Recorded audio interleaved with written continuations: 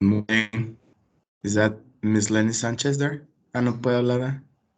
Bueno, te mando un saludo de aquí para allá. Es como el radio esto de antes.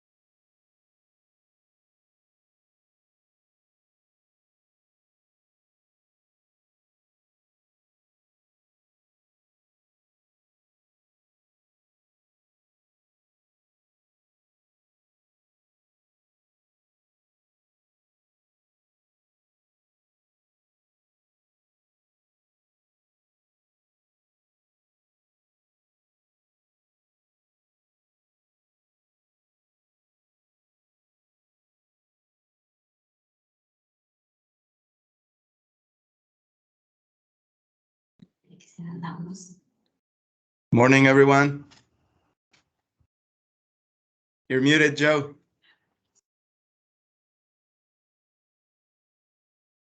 Good morning, everyone. How are you? I'm well. Thank you for having me.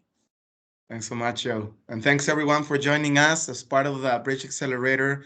One of the key activities is to share knowledge and to connect people. That's important to achieve our objectives. I want to thank Joe Kirgues to be with us today. Joe is one of the key partners for the program. And as you know, Joe is a great convener. He's a co-founder of Generator, which is a very important accelerator in the United States. This accelerator has presence in probably more than 25 cities. They have different programs to support entrepreneurs, to support small businesses grow, and to support also companies to accelerate. It's a pleasure for us to have Joe Kirgues with us with this interesting topic, which is going to be the long-term benefits of a business accelerator. Thanks so much for being with us, Joe. And the floor is all yours. Oh, it's my pleasure. Thank you for having me. Would you like me, maybe Omar, if it's okay, would you like me to, does it make sense for me to introduce myself and begin the dialogue around the long-term benefits of the accelerator? And I want to frame it around these 4 different categories, but is that a cue for me to get going? Please, do so. So my name is Joe Kirgues. I co-founded the Generator Accelerator just about 9 years ago now. Our mission, we strive to be the best partner for communities to invest into themselves. As a program, we view our work around a place, race, and gender lens. We want to invest in communities that are traditionally underrepresented in the areas that we serve around startups, artists, musicians, and upskillers. Our work, as a result, is really taking on a transparent and outcome-driven nature. For most of the metrics that we track, we're somewhere between 4 times the national average for the number of investments we make in communities outside of venture hubs, to over 50 times the national average for Black women and Latina-led startups that go on to raise venture capital. We're proud that we do all of that while our funds are top 5th percentile performers. So we've been able to invest in over 150 startups over the last 9 years, and that number's getting bigger faster. We'll do over 50 in 2022. And those startups have gone on to raise over $1 billion of follow-on capital or exits, many hundreds of millions of revenue, if not billions of revenue at this point, and employ over 5,000 people. So we're proud that that program is doing well by doing right in terms of the investment capacity. But it goes to our mission of how do we serve as the best partner for communities to invest into themselves. The vision from our work is that we hope to, for the partners that we get a chance to work with, create transformational community wealth, community jobs, and community leaders. And for us, those leaders are the startup founders emerging from our program. So the small business owners that we get a chance to work with, we don't just see as amazing entrepreneurs and foundations for job and wealth creation. We see them as the next cohort of leaders in our communities. The work that we do to support that vision and mission runs across these 4 categories of startups, art, music, and upskilling. You can think of our product, the Accelerator product, as a chassis through which we put these engines around different categories.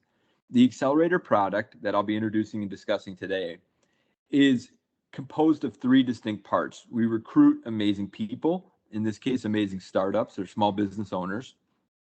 For some of our flagship programs, we'll get over 1,200 applications for 5 spots, so they can be quite competitive. But we run local programs where we frequently will have 30 applications for 5 spots.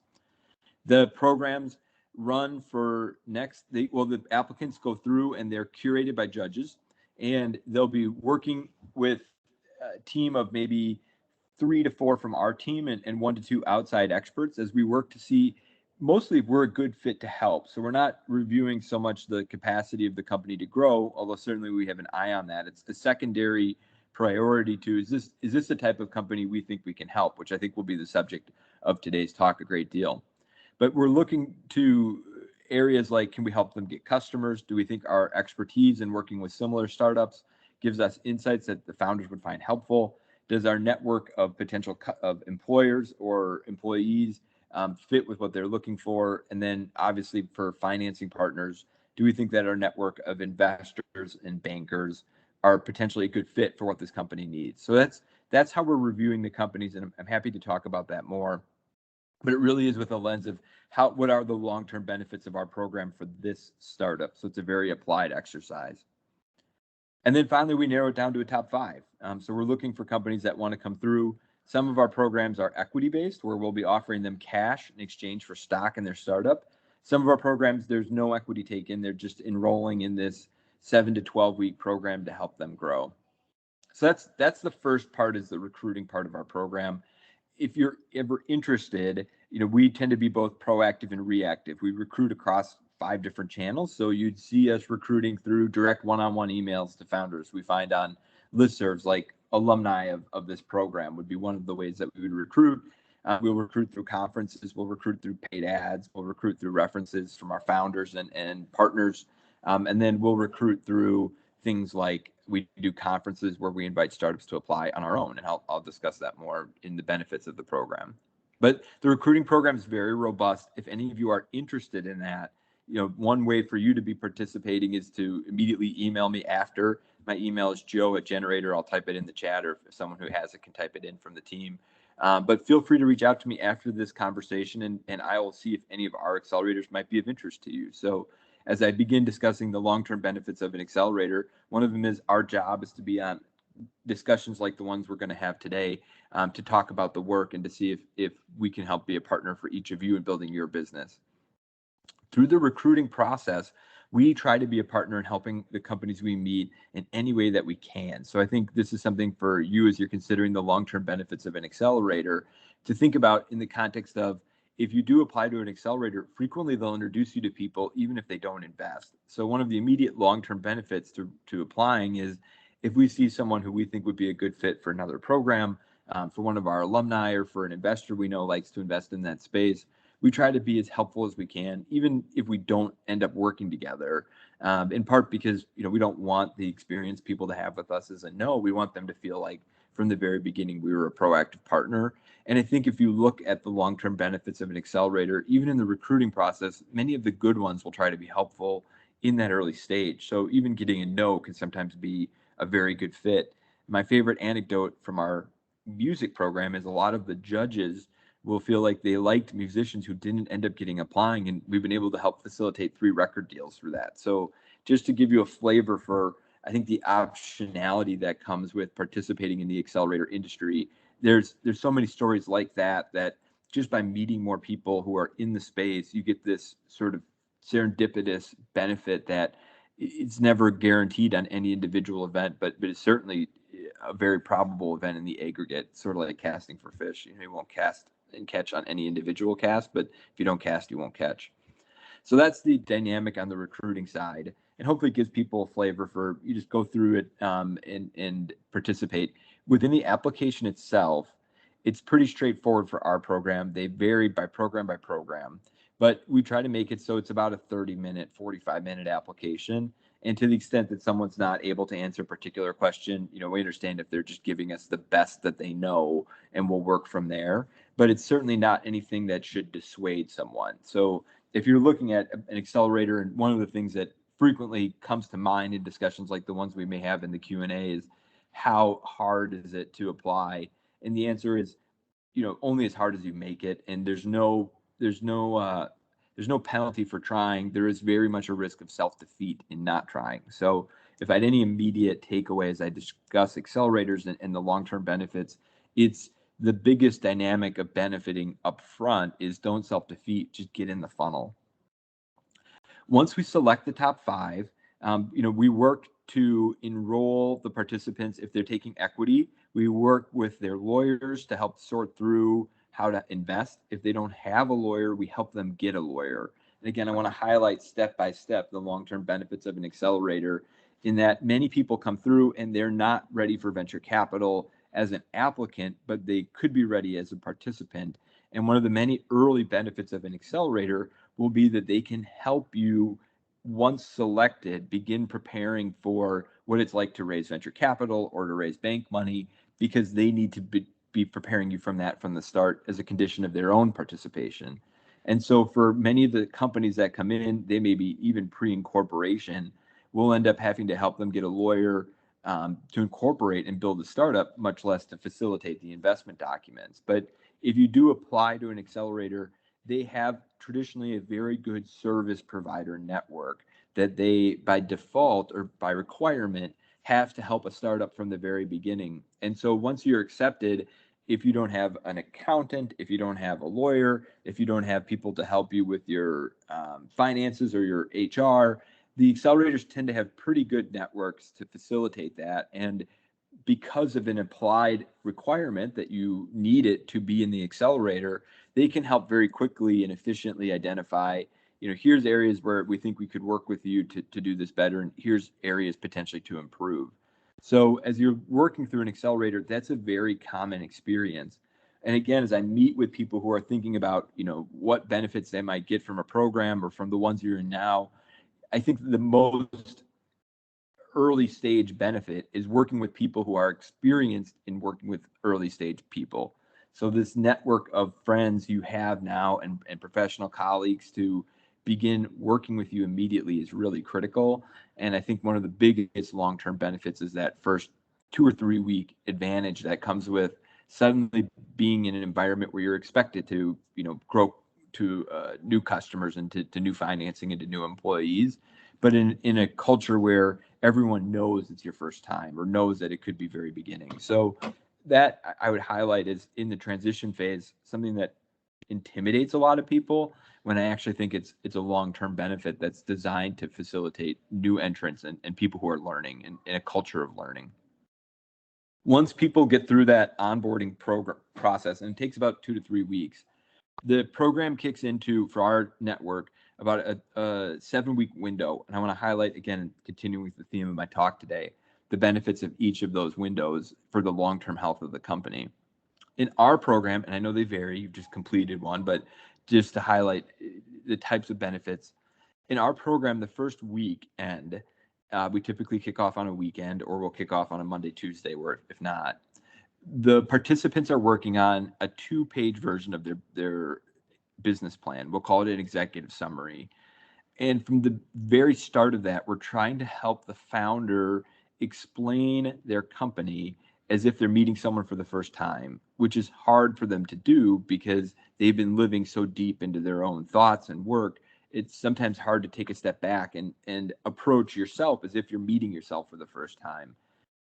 The very first part of that is in what we call the value proposition. So in the first sentence of the executive summary, it takes the longest. It shocks people. I think they think it'll take 5 minutes, and I've had it take multiple days. We work to craft a sentence that explains what the company does. And we make it crisp and clear, and we're very intense about this. But we want no adjectives. We want a noun, an active verb. We want the sentence to be understandable by someone who's meeting you for the first time. And founders really struggle with this. A lot of founders don't want to miss out on potential customers. They don't want to make a statement that is true some of the time, but not all the time. They want to leave themselves room for product growth and development. And so they'll describe their startup in a way that is more vague and ambiguous. The problem is that it leaves the listener anxious because they don't know what you do. And so the effect is that if you were to write a first sentence of what you do prior to Generator versus post Generator, frequently the pre-accelerator version is, I have a pain in my knee, because you don't want to rule out, you want to be accurate, but you're making it more vague to leave room for discussion.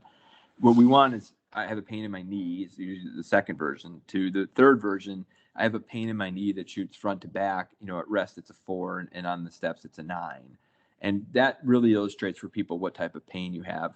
When they come through our program, we're gradually, more often than not, working from a more vague statement or a more technical one. Sometimes people are overly technical, to one that's more understandable to someone meeting you for the first time.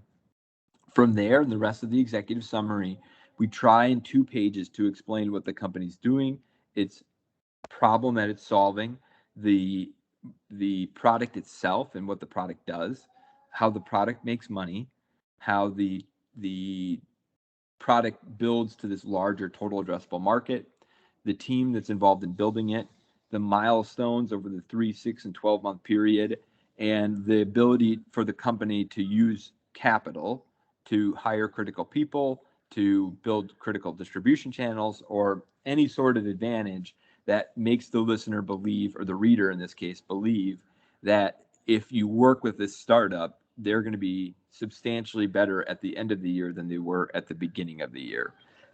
That whole process takes the weekend. So when you're in the program, essentially in a weekend, we'll reconstruct the business plan. We'll add in things like a budget, supporting collateral materials, and essentially by building the appendices to the executive summary, we'll recreate the business plan, but in a very modular way that's adaptable so that as the company grows, it can sub out or in different pieces of that without having to rewrite a new business plan. So it's a way for us to quickly meet the company, for the founder to begin explaining it, and for the company to reformat over the course of 48 hours what it's doing in a way that, based on our experience helping people raise over $1 billion of venture capital and a comparable amount in revenue, is very helpful for people at that first stage. So as you're looking at the long-term benefits of an accelerator, typically those executive summaries become this really critical step for a startup, not just in the 12 weeks that we work with them, but in the 12 to 36 months after they graduate. They'll use that in dealing with stakeholders down the line years later, and they can quickly amend it. We can use it to edit what they've done, and we can even see the change in the company in a 12 or 24 or 36 month period by editing out things that were accurate at that earlier stage but have changed since then. So it's also a really good kind of living constitution of the company that you can reference for understanding what's happening and what direction the company's going more strategically. So as you're looking at a long-term benefit, in the first 48 hours, it gets pretty busy pretty fast. The next benefit of the program is in the mentorship program. So we describe the accelerator as a catalyst for the community to engage. And I want to put these in two different buckets. One is that the accelerators will come in oftentimes with domain or specific skill sets they can use to help a startup. And this can be harder to find. It takes years to build out a great network, in part because for a startup to get mentorship, it's hard to match the startup's needs with the ability of people in a community to match them, not just in terms of that community's capacity to have mentors, but in those people to themselves be available. It can be hard to overlap. I describe building a great mentorship program like stocking a Target or a retail store like Walmart with enough product that when any customer comes in, you probably have what they want. There's that much variety in what startups might want from an accelerator's mentorship pool that it can be really hard to always have that particular resource on demand. But I think for all of you, as you work with an accelerator, it's really helpful to think of that as a store with so many products that the more you engage with it, the more you might find things you didn't think you might need, but actually do, or that you might not have realized could help you, but could. And it's how I think, as you look at the long-term benefits in accelerator, the more you put in, the more you get out. And certainly with the bridge, their network is constantly evolving. Their store of mentorship and resources are constantly evolving. So for you to stay engaged and work with them is as much about them understanding what you're looking for as their ability to supply it. And how I think as you frame out the next few years from this program or potential other accelerators, one of those long-term benefits is not just what's in the store when you go through it, but how that store changes and evolves could be constantly potentially helpful for you. And so it should always be a stop along the way as you're looking for, I need help now with a brand issue, or I need help with a distribution issue or a supplier problem. Their ability to help over time changes and is most dependent on their knowledge of what you need. So just learning to use that mentorship pool as a resource is so important, and one of the most critical long-term benefits that requires this two-way engagement, because the accelerator is going to need to know what you're looking for to know how to supply it. But within the program itself, we'll work with founders to say, what do you need, or what's at top of mind for you that could be helpful, and then we'll work to match them with it. I'll give an applied example. We will create a mentorship pool of people to come in and meet with startups, but we'll ask them individually, what are you struggling with and how can we find people? The very last conversation I had like that was yesterday afternoon. We have a startup that is selling product through Instagram and TikTok and other social like media platforms, and they were having trouble with their ads. So they wanted to learn how to geofence ads so that if someone's at a music festival, they could do that. They didn't know how to do it. They'd never been experienced with it. They had gotten bids from vendors that were, tens of thousands of dollars, and were wondering if they needed to spend that much or if that was a good idea, because it was their one budget that they would need to, wouldn't even have enough in, but they would need to go all in on this one experiment.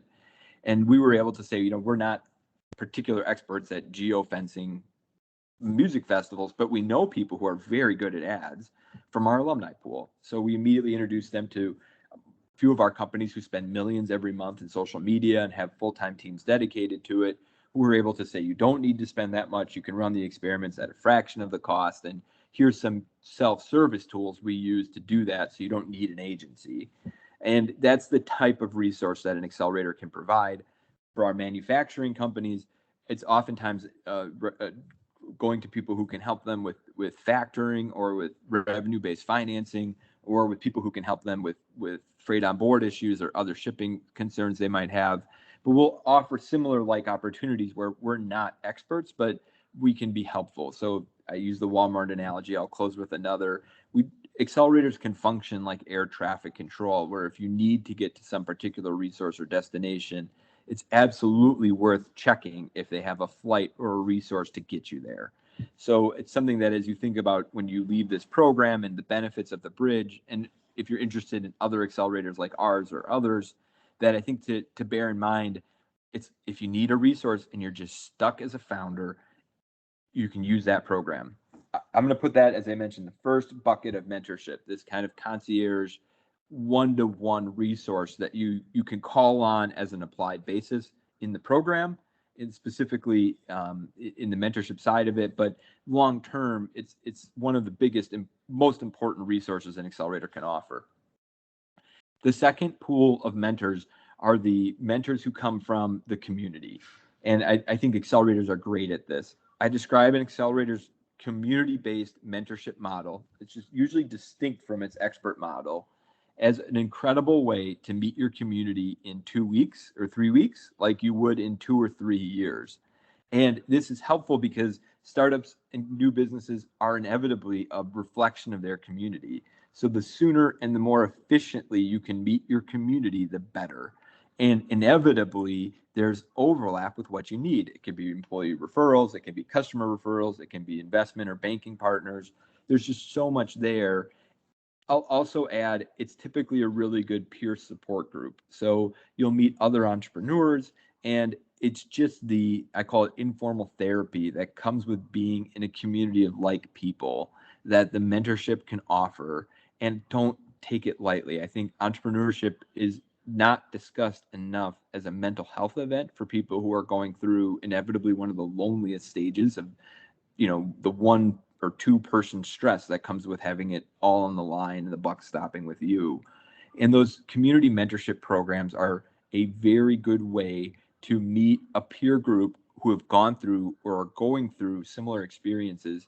And I just can't say enough about it. I'm going to talk about that in the community section in a different context in a minute, but I want to highlight that tends to be one of the largest sources of feedback we get from our alumni is in that mentorship pool. So I've talked about the recruiting, I've talked about the selection, I've talked about the kickoff weekend, I've talked about the first pool of mentors, I've talked about the second pool of mentors. I'm going sequentially through the benefits of an accelerator, and you'll see this kind of cascading waterfall that I'm trying to describe, because as the accelerator delivers its resources, it's really trying to attach these long-term benefits by sequence. And I think disaggregating them is really helpful, and understanding the who, what, when, where, and why of your experience helps you better navigate how to get the most from it. Now I'm going to go through the second phase. Every accelerator has something like this. And so I'm doing it by our applied version, but I think it's a good way to disaggregate it as well. You're going to see it in any program. I'm sure you saw it in the bridge, and you'll see it more. In our program, the next 6 or 8 weeks after we do these mentor meetings are one-on-one sessions. 1 meeting a week, we do whatever the founder wants. So one of the long-term benefits of an accelerator is just having all these people who've been through this and seen the movie and worked with early stage startups again and again and again and again, and small businesses again and again and again, meet with you one-on-one and be available for whatever you need.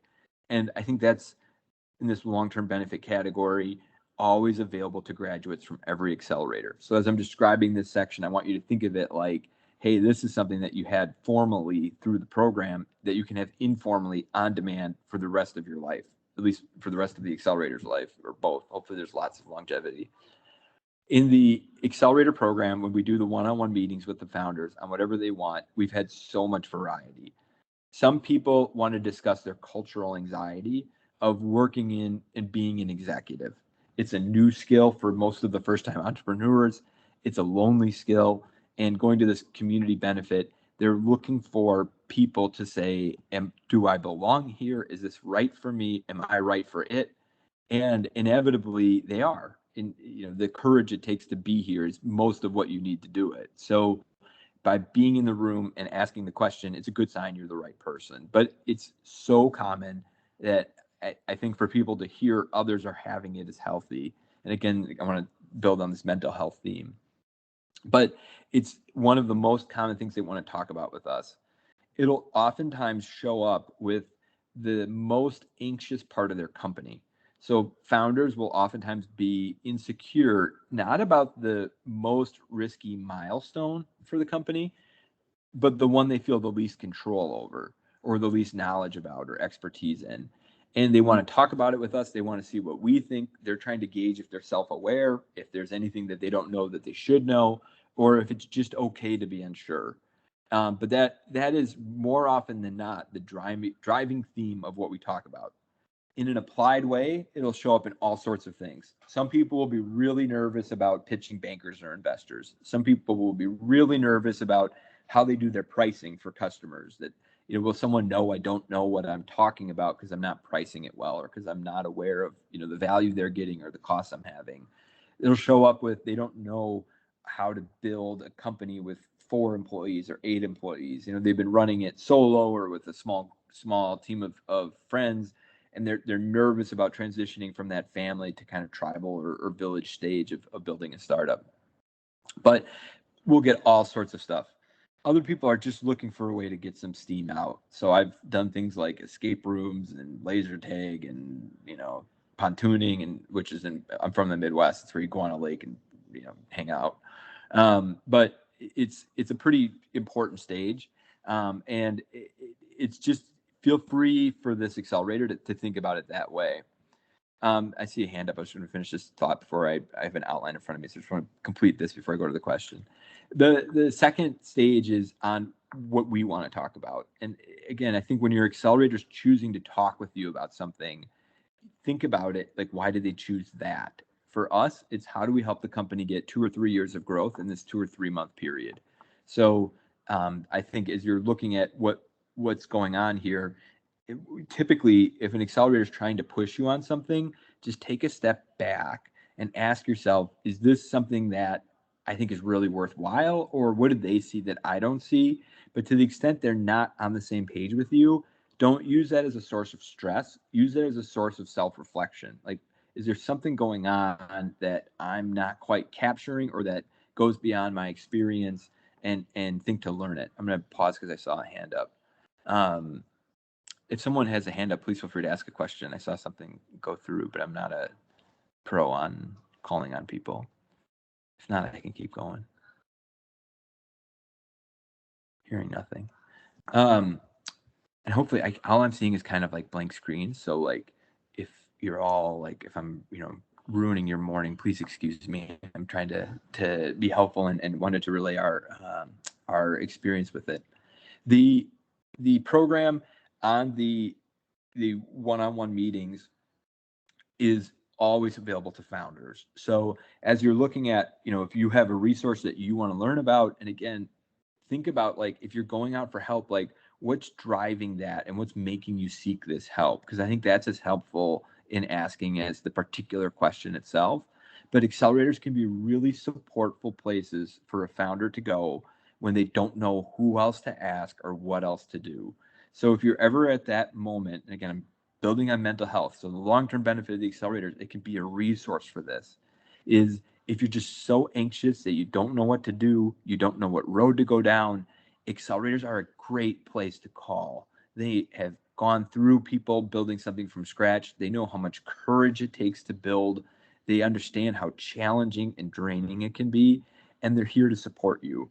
So I think in the scariest issue that keeps me awake at night, with hundreds of founders who I've stood up in weddings and gone to visit babies in the hospital and have become some of the best friends in my life, the things that I would wish for them the most are to know that the accelerator sees them and they're there to support them. And those one-on-one meetings that you have with your team through the accelerator are designed to convey that message as much as whatever else is talked about. So when you think about that period, to me, those 6 weeks of one-on-one meetings are the most critical. I can't say enough about it. And I so encourage anyone who's struggling with building a company to appreciate that you're not alone and that you're with that group. The second part of dealing with that one-on-one meetings, that is kind of the companion piece to it, are accelerators. And if I see the bridge saying to prepare for questions, if the bridge can also let me know, I think it's at 10:50 I'm supposed to stop, and I think I'm right on track. But just as you guys can give me warning 5 or 10 minutes out. The second piece of this is the community building aspect of the accelerator, and I'm putting it in the 6-week period of one-on-one meetings, but it's really throughout. Accelerators will do a lot like events like today, where they'll bring you in and we can ask group questions and this sense of community. And for our founders, the cohort of people with whom they experience this accelerator is oftentimes the most valuable piece. And so it's weird, I think, for an accelerator to say, oh, one of the most valuable things we can do is facilitate you being with someone else. It's weird for anyone to think their work is secondary and not primary. But as a result, I don't think accelerators talk enough about this benefit.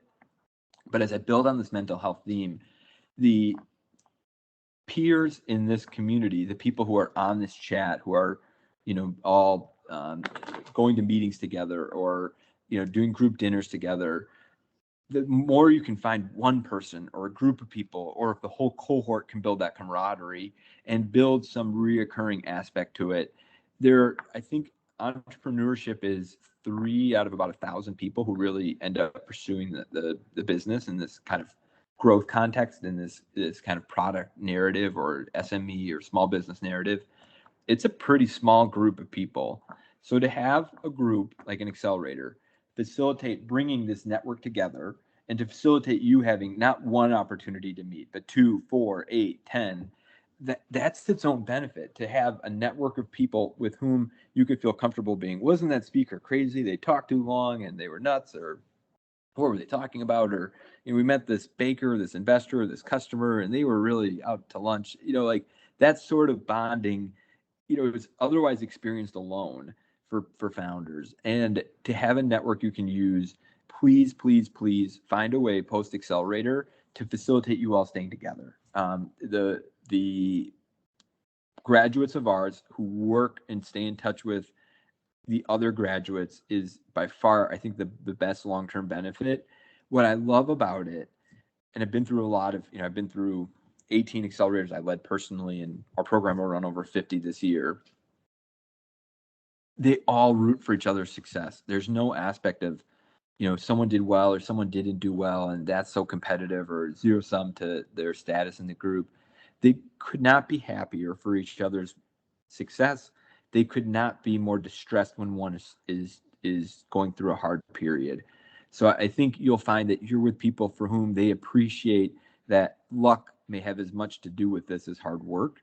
And the grace of treating each other with that knowledge is a safe place for others. So as you look at the accelerator and you look at the community benefits, the more I can encourage you to appreciate how rare that is in life, to have some organization facilitate you being with people just like you 10 times. And please, please, please work with the accelerator and with your community to take advantage of that and to create a peer group as you graduate, because there's only so much any one person can do. There's so much more a community can do. And to have a chance of being in the community and help lead the community and form the community, I think is really critical.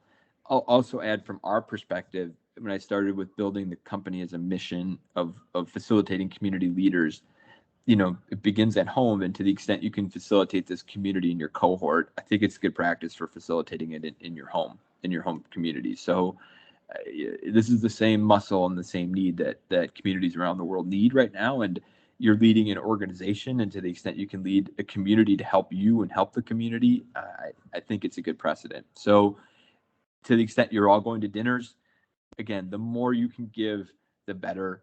I know there's inevitably in any community people who may be nervous about it, who are maybe cynical or are the last to engage, are always looking for the first excuse out. My request is that just there's enough of that in the world. We don't need any more. To the extent that you can give this program and the community it facilitates the benefit of the doubt, the better for everyone, including you. To the extent you're someone who's building it and engaging people, please keep doing it. The people who you're engaging need it more than I think sometimes they say. To the extent you're in the middle, keep your video on more, ask more questions, be proactive and invite people out. I think there's this anxiety that maybe I'm bothering someone. People want more connection in life. So just the more I can encourage you as you leave this program to again, put in what you get out, the more you put in, the more you'll get out.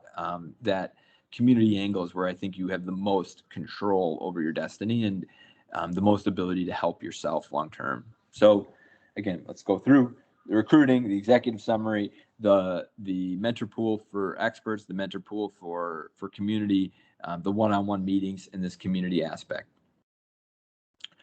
The next part of our community is our accelerator is our investor program. Every one of these is unique.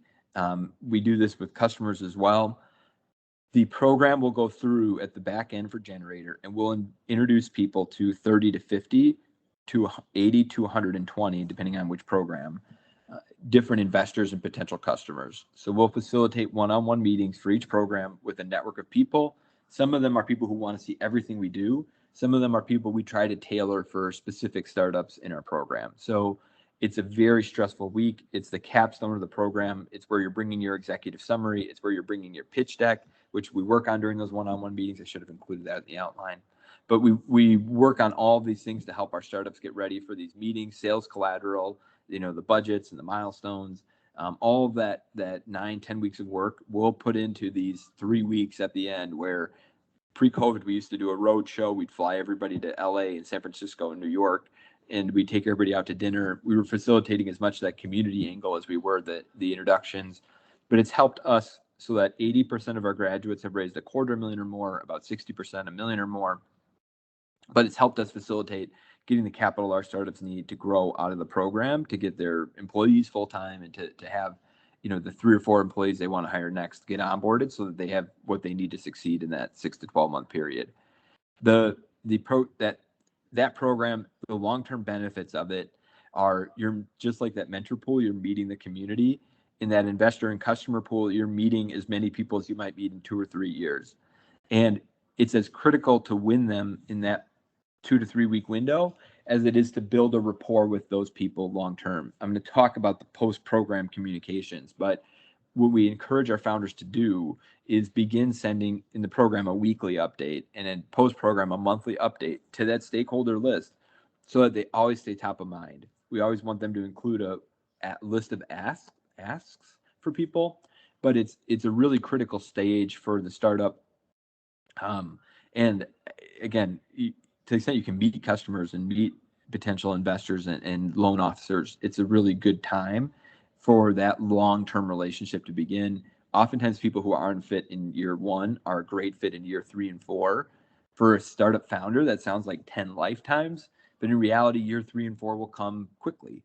And so using those relationships to say, hey, if it's not a fit now, that's okay. I want to know where your fit is, and begin communicating that to you is one of the biggest long-term benefits of an accelerator, and certainly one that I think people play for the short-term win too often, not realizing that people who invest years later are oftentimes building that relationship, and they're managing and monitoring how a founder treats them when it's tough, because they know that tough is going to come again, and they want to see their mettle. It's frustrating to not have that immediate win, but it's critical to not forfeit that long-term gain. And I think accelerators balance that through those types of efforts of connecting you to people.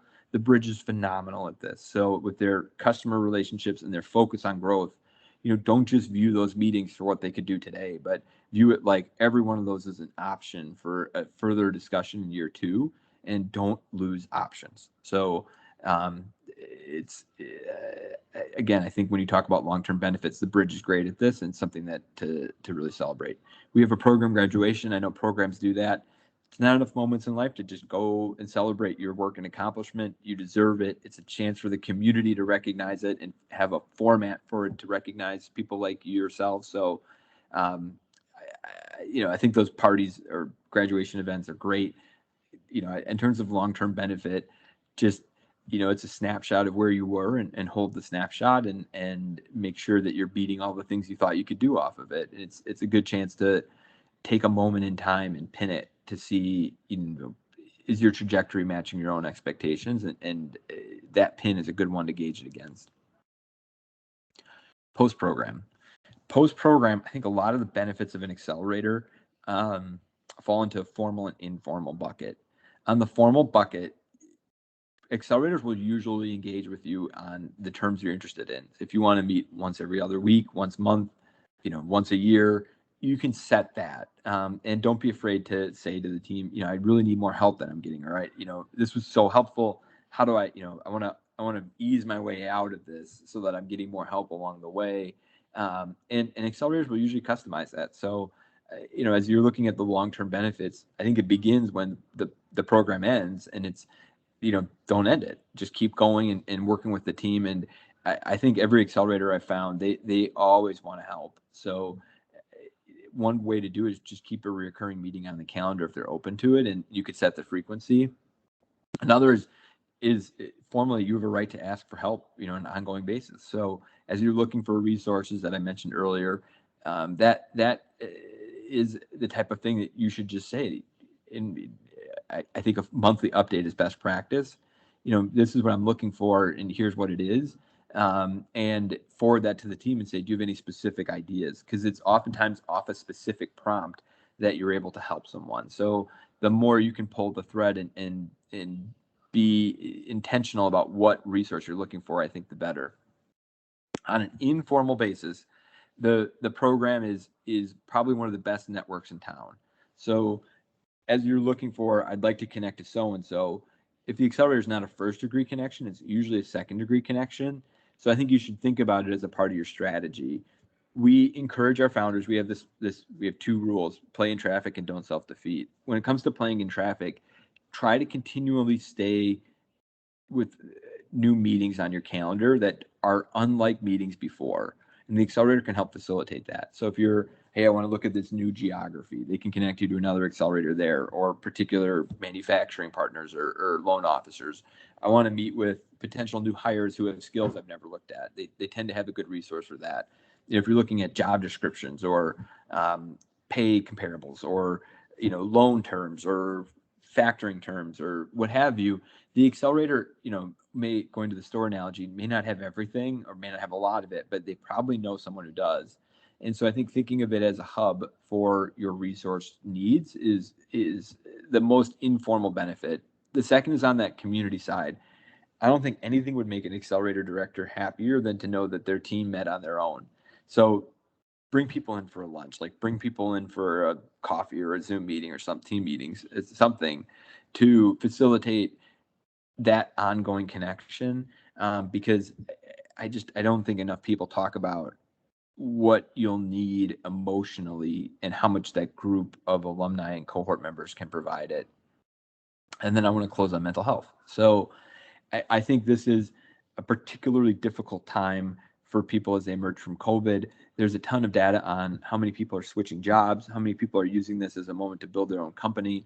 That cuts both ways for founders, because they might be the person starting the company. They may have people on their team quitting. And it's extraordinarily difficult to be in this environment with so much change and manage, a script that's getting rewritten every week when it comes to, in the manufacturing space, the critical challenges around supply chain or demand. And if you need help, this is a great group to call. So I had a founder who called the other day, and we were immediately talking about how we could get them a mental health resource. And I thought, what if we weren't there? What if they didn't call? But for some fraction of people I talk to in large groups, and the group I'm trying to reach whenever I do this, if that sounds like you, if it sounds like someone who's struggling with mental health issues, but I think especially I've found for our founders, our male founders struggle to be vulnerable and talk about it, but it goes across race, gender, and place. I don't want to pinpoint anything beyond personal anecdote that the more you feel like you might be holding it in, the more I'm hoping you'll use the accelerator as a port of safety and of call for you to say, I think I might need some help. And it's okay. They're not mental health professionals, but they are very capable of helping you connect with one and being a safe place for you to just say, like, this is, it's tough, and I think I need a little help. I think the dynamic worldwide is pretty difficult, and accelerators can be a part of the solution. And as I talk about that long-term benefit, and as you're all thinking about what's going to happen from here, I think if I can reach one or two people through talks like these, it was more than worth the time and energy to discuss it. So I know I'm coming up on my 10-minute window, but in my concluding thoughts, the long-term benefits of an accelerator, I hope this talk has been helpful. I tried using my own personal experience to relate my understanding of it in the formats that I know, but it's universally true with accelerators. They're there to take accountability for making their community better. You are now in their community, and so feel free to use that accountability that they have to, for whatever thing you might need, whether it be company building, product building, category building, market building, employee management, your own well-being and personal building. It's there for you. And I think as you are hoping for a sense of community, which I think we all are, this is a second chance to none opportunity to help lead it, to help shape it, to help craft it. To the extent you're looking for people who can help you along the way, whether they can help you or not, I don't think there's enough groups in life that will tell you they'll try their best either way. The Bridge team absolutely will. If there's anything that I can do or our team, again, my email will be in the chat, please ask. But it's a pretty cool opportunity. I've personally grown to love the accelerator model for how it channels community, mentorship, and network. And I hope each of you is able to enjoy this for what it is. And I hope you're all rightfully proud of having gone through a remarkable accelerator, of soon to be, if not already graduated from it, and to take advantage of it in that period, but also to know that, for whatever fraction of benefit you've already gotten, if you continue to engage with it, you'll get that much more. So I want to thank everyone for having me on. I think I'm like a minute or two away from time, but it was such a pleasure to talk with you all about it. Thank you to the Bridge for inviting me back on. And I hope you all are okay and well after hearing me talk for 40 minutes straight. So thank you, and I'll open it up for any questions people might have. Hi, Joe. Thank you. Thank you very much for your time today.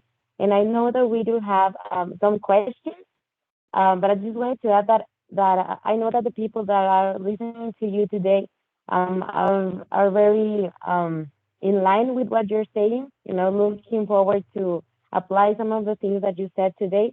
So I'm gonna open the time for some questions. The first one is from Orman. Orman, so he has already his camera turned on, so I'm gonna turn on his microphone. And if anyone has another question, you can raise your hand and turn on your camera, and I will know that I need to turn on your microphone. So go ahead, Orman.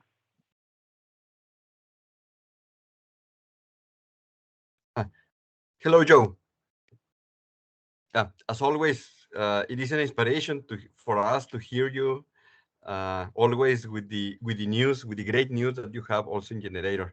And thank you for the talk. I have a question. With all the pandemic, as you mentioned at the end, the whole Generator program adapt to the new digital reality. And I would like to know about what was the impact. Did Generator number of participants decrease, or did they went up with this crisis? Yeah, that's a good question. We switched to virtual programming, and I want to go to this community benefit and this mental health theme to my talk. It's been really hard for people. We were able to, there's benefits to it, right? So with mentors or with investors, it's easier to come in. I can join you with a Teams meeting in a way that it might be hard if I were in person with you right now. And so there's more range of speakers and topics and introductions you can make with this format. But going to the benefits I discussed in the program, a lot of them were around this mental health theme and the sense of community, and how you do that in a virtual environment, especially in July 2020 or September of 2020. It was really hard, and we lost some of it, and I miss it. And so I think that the program was able to facilitate pretty strong relationships with the directors still and the leaders of the accelerator, but we certainly had some diminished engagement within the community, which I want to stress is one of these biggest long-term benefits. So, I was just with people the other night, and they were telling me, as much as you conceptually might think a virtual meeting's the same as an in-person one, there's so much more to an in-person meeting that you appreciate when you're in it, that goes beyond quantity and into quality. And so we're adapting. We did, as I know JJ, I think JJ's on. We've been running a skilling program for people who lost their jobs or who are underemployed. It's, as we emerge from COVID, it's now turning into more career development. But, it changed us fundamentally because our mission required it. So as we went from just running startup programs to working with people and skilling, that was certainly one major adjustment for us, was just suddenly meeting people who were unemployed and we're needing referrals to the United Way and to people helping with rent eviction issues. So it was personally very scary to see that, and eye-opening for me to see what, how vulnerable the most vulnerable people can be. It's not personal until it is.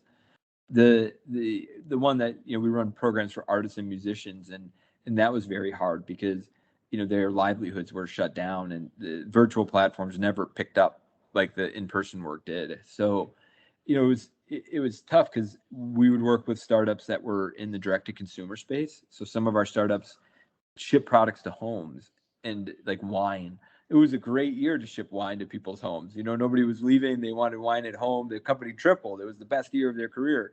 I had another one that sold in-person ticketing for soccer games. It was the worst year of their career. Another one was supposed to do exhibit halls. So it was very, in terms of the startups, it was very tale of two cities. And I think that'll happen. I'm sure you guys are seeing it too. And for people on this call, I bet within each company, there are things that are going better than ever, at the same time, worse than ever. And so, I think we're all dealing with just higher highs and lower lows and everything. And so that volatility is, I think partially why I'm talking so much about mental health today, and why I think people are so stressed, is just the cycles of what's good and what's bad and how intense they are just so much more than they were 2 years ago. And naturally, I think people are feeling a lot of stress from it. But appreciate the question. Yeah, thank you, Joe. Thank you, Joe. I'm gonna let Ricardo Gutierrez, who is a participant of the fifth cohort of the Bridge Accelerator, ask you his question. Hi, Joe. Hi, everyone. Yes, I have a question. Well, at what stage of a company or a startup would you recommend to begin accelerator program? Like, I'm a really small company. I would say I'm a one-man band, and I'm not really sure if an accelerator program would fit for me, or if I would fit for an accelerator program. Yeah, it's a great question. What's so interesting is, I think the public talks about accelerators like they're this like one thing. It's like either you're in or you're out. But the more you work with them, the more you appreciate that they actually take, there's different ones for different needs. And so, we run programs for, a lot of people will come in with one person and no company. They just have an idea. And so, that's the very earliest stage. Other people will come in with 4, 5, 6 employees. Again, I think you're, just based on your description, if you're in this program and you're a one-person entity, I think you're probably eligible for accelerators of some sort, and for additional accelerators of some sort. And I think one of the biggest concerns people have is, am I too early or am I too small? And a lot of times accelerators puff or they act like they're later stage. The truth is they've all done earlier or smaller stuff than you. So don't worry about it. So I think don't self-defeat and you might be that you have different accelerators that are more or less of a fit. So it's not to say all of them are a good fit, but our G Beta program, the ones that we do locally are meant for people who are just starting and are just oftentimes pre-incorporation. Our corporate programs are usually a little later stage, but there's exceptions to every rule. Perfect. Thanks, Joe. Yeah, don't self-defeat. Go out there, keep playing. Yes, it is. I will. Thank you, Ricardo. Let's continue with Brenda, who has her camera already turned on. So go ahead, Brenda. Hi, no. Hi, everyone. Hi, Joe. I just wanted to ask a quick question. It's aligned with what Ricardo said. I was wondering about what is the percentage of startups succeeding and growing even more after going through an accelerator? It really varies. So I gave that participant figure. About 80% of our equity accelerators have raised that $250,000. About 47%. I think I publish it on my Twitter feed every month, so I can go look. I think it's about 47% of our G Beta grads have, and that's the earlier stage one. So between that 40 to 80, 45 to 80% range for our programs. It ranges from others between 15 to 80. So there is a lot of range between programs. I think I'll give an interesting one that I think is a little counterintuitive. If you've ever heard of Y Combinator, they're the best in history. They've done Airbnb and Dropbox. I mean, they're just, they're one of the best investors, much less accelerators in history. And I think their post-program follow-on funding rate's about 35% or 40%, which I think people think might be higher. But even in Silicon Valley, it's competitive, and so we do the smallest cohorts in the country. I think of anyone who's ranked, we do cohorts of 5 or 6 per cohort, but we do 50 of them. So we were able to get to scale by doing hundreds of startups a year by doing 2 or 3 of these 5-person cohorts per market. But it's still hard, and accelerators can help. The accelerate word, but there's never any guarantee, and that's the follow-on funding rate. I think they help a lot more than that. I think they'll help people if they don't immediately raise follow-on capital. Some of them want to bootstrap or they don't want to raise capital. They'll do more than that. I'd say the failure rate's probably about 25% of companies who come through. So they'll lower the rate, but I think that what I'm trying to get to is they're a secondary factor to the founder's already established trajectory in most cases. They can help you move. If you're going up, they'll help you move faster, but they won't fix it. They won't get you to the spot.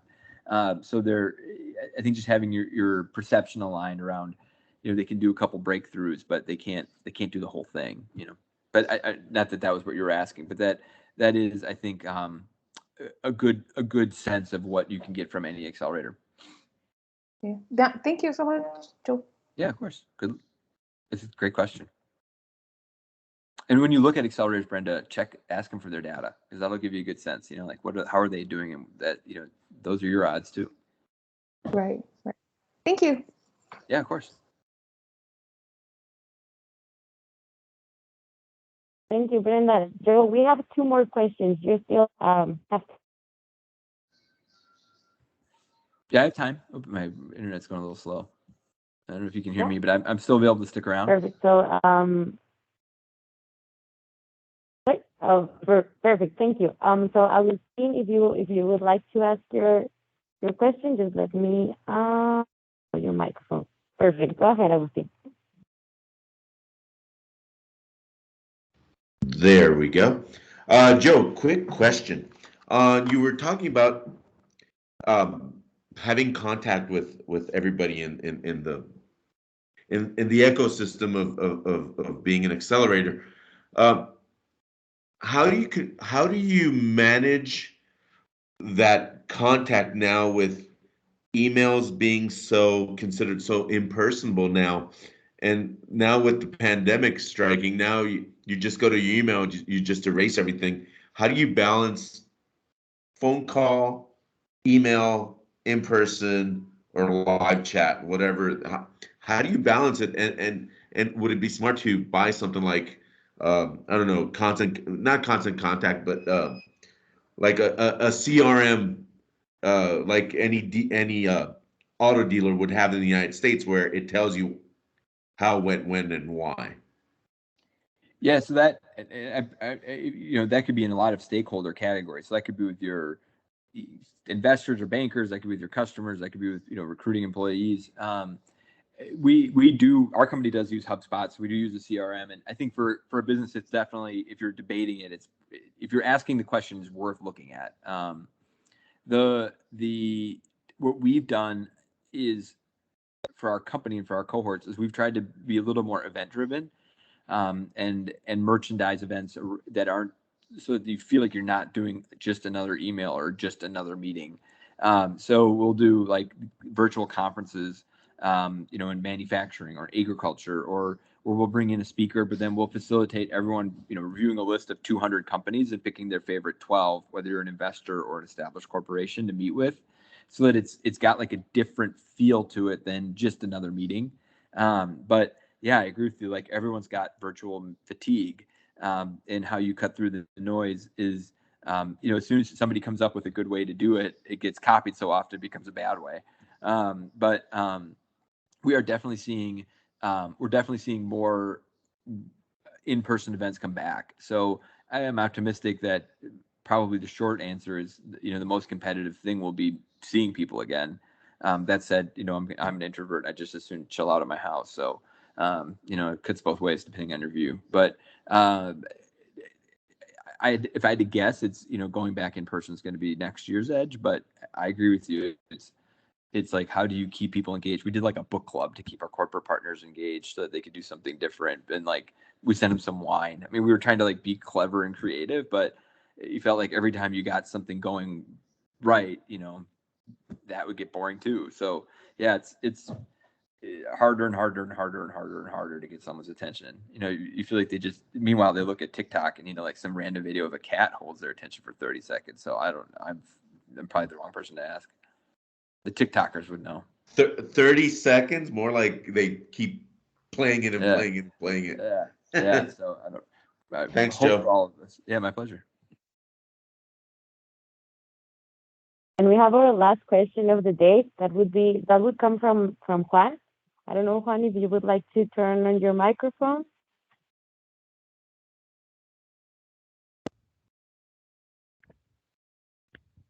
Can you hear me? Yes, we can hear you. Okay. Unfortunately, my laptop doesn't have a camera, so I will move on the question.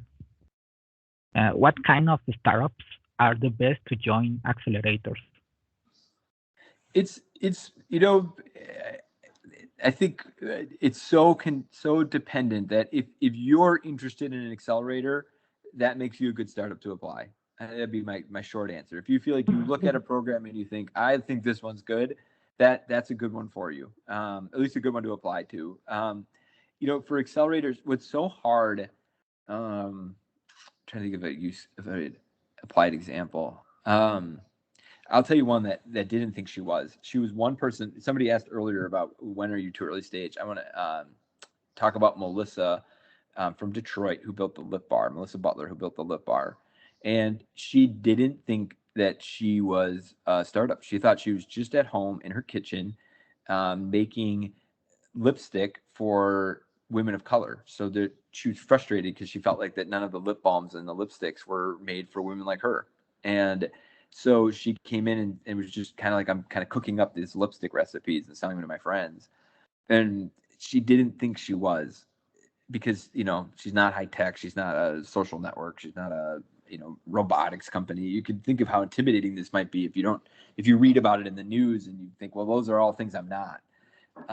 And so I'm so glad she talked to our team, and they were kind of like, no, like there's something here. You should come out. And let's fast forward, and her store is like one of the most popular stores in Detroit. She did a Get Out the Vote campaign with Michelle Obama. Joe Biden came to her store.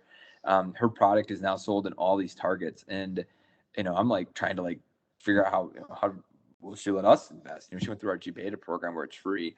And it's like, oh, this is someone who, it's like, how could you not see that potential? How could you not know? Like, that is phenomenal. How did someone not fix that already? But I think it's so hard when you're so close to it to see something objectively and apart from yourself. And so I always tell founders, if you think you might be interested, go find out, because maybe they see something you don't see, or maybe you're so close to it you don't understand its full potential. And if you've got enough energy that you're in the discussion and you're thinking about it and you're talking about it, that's probably its own answer that you should find out. So I think that's the best answer, because our job is to do all sorts of weird stuff. Like the last one that people didn't understand why we did was a fashion company. She's from Puerto Rico, and she went to this great fashion school, Parsons, and they were like, well, she's not high tech, but she sells online. And so that made her qualified. And even if she hadn't, I would still have wanted to do it. And, she's taken off. And in retrospect, it looks obvious, but in prospect, it looks, I think, much different. So my message to everyone is, if you think you might, there's no harm. Don't self-defeat. If it's 20, 30 minutes and you think that it's a potential that however low the odds might happen, that's entrepreneurship. So I think you should be open to it. And, if you ever think us or Y Combinator or anyone else is, I think this team at the Accelerator would also be a good reference to help you understand the baseline. But more often than not, just find out. And worst case, they reject you and you're where you were anyway.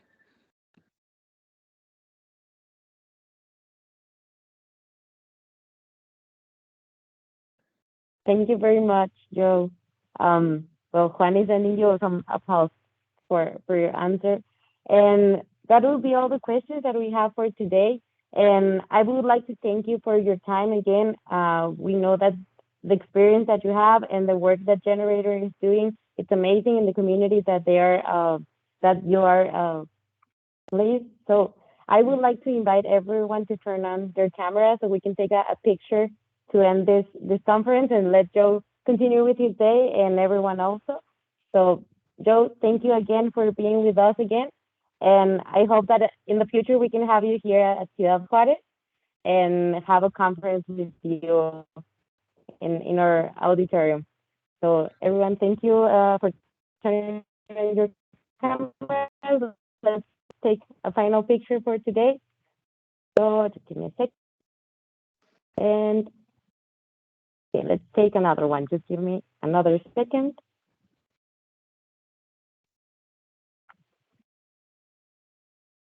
And well, that would be all for today. Thank you very much, Joe. Thank you everyone for joining us today. And I hope Mariana. that we Thanks, everyone. can have. Thank you, Mara. Thanks, Thank you, Joe. JJ. We'll be And in touch. let's have another couple, Joe, in future. Thanks, everyone. Good luck. Have fun. Have a Nice great meeting you week. all. Thanks so much. Bye.